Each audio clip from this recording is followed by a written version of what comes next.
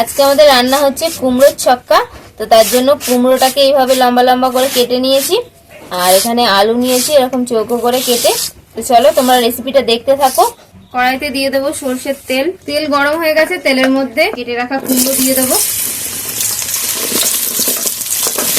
কুমড়োগুলো একটু ভেজে নেব। কুমড়োটা লাল লাল করে দেখো ভেজে নিয়েছি। এবার তুলে নেবো কুমড়োটা। একটু ভালো করে একটু লাল লাল করে ভেজে নিতে হবে।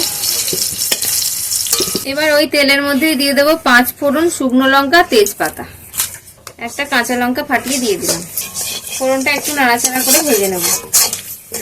ফোড়নটা ভালো করে ভেজে নিলাম। এবার দিয়ে দেবো কেটে রাখা আলু। আলুটা একটু ভালো করে ভেজে নেব।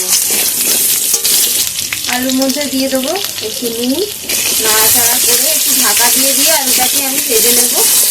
ফোড়নে হিং দিতে ভুলে গিয়েছিলাম, তো অল্প করে 1 চিমটে মতো হিং আমি দিয়ে দিলাম তেলের মধ্যে। আর আলুগুলো বেশ ভাজা ভাজা হয়ে গেছে লাল লাল করে।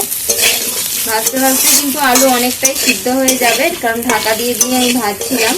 এবার ছোলা ভিজানো ছিল, সারা রাত ভিজিয়ে রেখেছিলাম, ভিজানো ছোলা দিয়ে দিলাম। ওটা দিয়ে তেলেতে ভালো করে নেড়ে নেবো একটু। এবার আমি অল্প করে নারকেল কোড়া দিয়ে দেবো। নারকেল কোড়াটাও একটু নেড়ে চেড়ে ভেজে নেবো। এবার দিয়ে দেবো আদা কাঁচা লঙ্কা বাটা। আর এখানে নিয়েছি আমি অল্প করে একটু লঙ্কার গুঁড়ো, একটু হলুদ গুঁড়ো, একটু জিরে গুঁড়ো, একটু ধনে গুঁড়ো, সব একসাথে দিয়ে দেবো। জল দেবো। মশলাটা সবকিছু দিয়ে একসাথে ভালো করে একটু কষিয়ে নেব।